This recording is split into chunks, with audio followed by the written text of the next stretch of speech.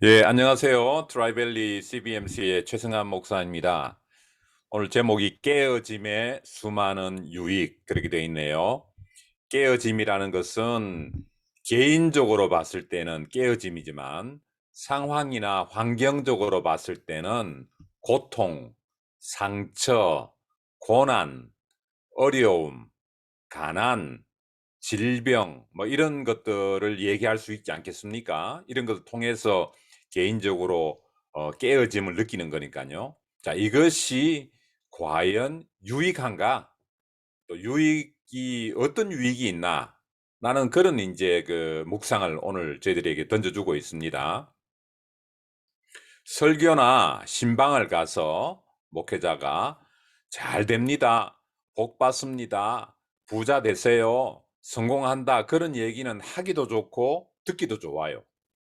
70년대, 80년대 한국 교회가 폭발적인 성장을 했던 시기에 예수 믿어서 잘 되고 복 받고 건강하고 잘 산다는 얘기, 또 고난과 어려움과 환란이 있다는 얘기가 없이 그냥 잘 된다는 얘기가 너무 많아 가지고 오늘날 기독교의 위기는 바로 70년대, 80년대에 이 고난과 고통에 대한 선포가 없었기 때문에 그렇다. 최근에 제가 들은 설교 가운데 굉장히 아픈 내용이었습니다.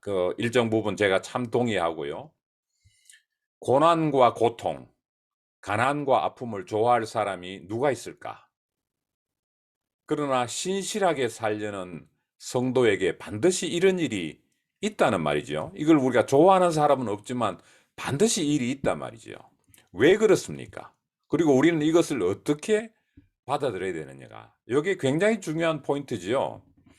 세상에 많은 종교, 우리가 흔히 수행 종교라고 하는데요. 내가 일정한 업을 쌓으면 그 결과를 얻는 것.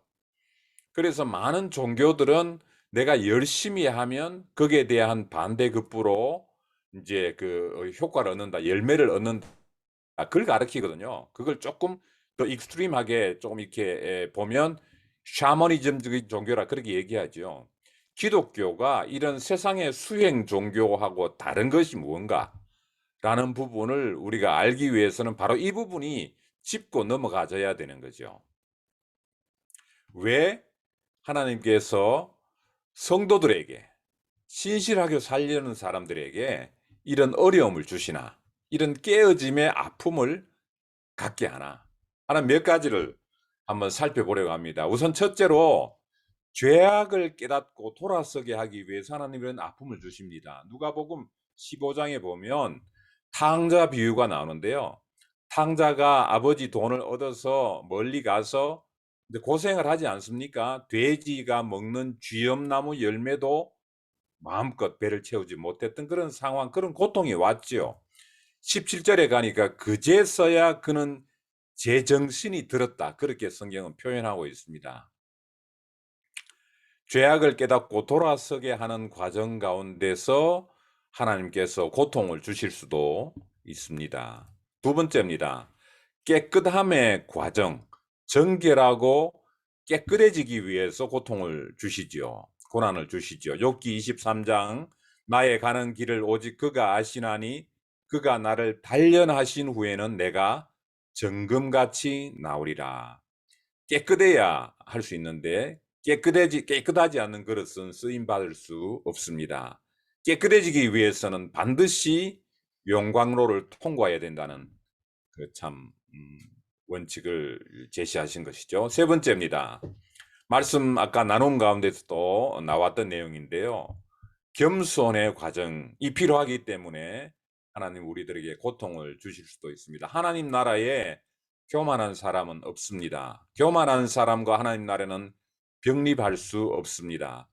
천하 없어도 고난의 풀무불을 통과하지 않고는 남을 나보다 낫게 여기는, 자신을 돌아보고 겸손으로 무장할 수 있는 방법은 없습니다.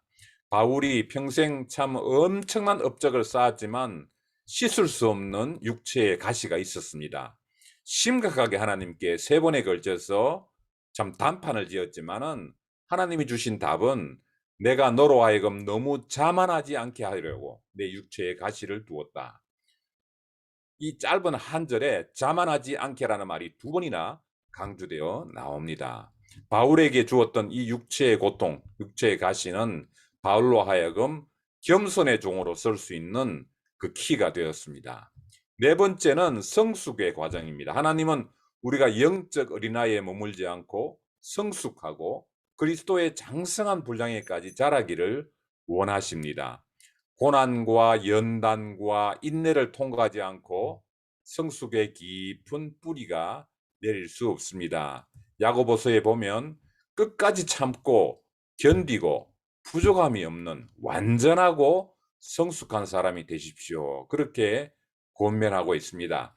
이 모두를 종합해 보면 참 다윗의 고백이 우리들의 고백이 되는 것을 알 수 있지요. 다윗은 시편 119편에서 고난당한 것이 내게 유익이라 그런 말을 했습니다. 아무도 고난을 좋아하지 않지만 아무도 고통하고 상처받는 것을 좋아하지 않지만은 고난당한 것이 나에게 유익이라는 이 놀라운 고백, 이 역설적인 고백, 이 파라독스가 바로 기독교의 핵심 진리라고 말할 수 있지요. 개인적으로, 사업적으로, 재정적으로, 영혼의 외로움과 고독함으로, 관계적으로, 부부 간에, 형제 간에, 부모 자녀 간에 이런 참 깊은 참 고통의 계곡을 통과하고 계시는 분이 계십니까? 하나님의 위로와 하나님의 인도를 통해서 돌파하시기를 원하고요. 또 하나 우리가 갖는 놀라운 위로는 이 모든 어려움과 고통과 상처와 아픔은 반드시 하나님의 때에 끝이 나게 되어 있습니다. 용기를 가지고 돌파해 나가시기를 주님의 이름으로 축원합니다. 기도하겠습니다. 하나님 아버지, 우리가 참 전 세계적으로 이 코로나 팬데믹이라는 고통을 통과했습니다. 아버지 하나님 아직도 통과하고 있습니다.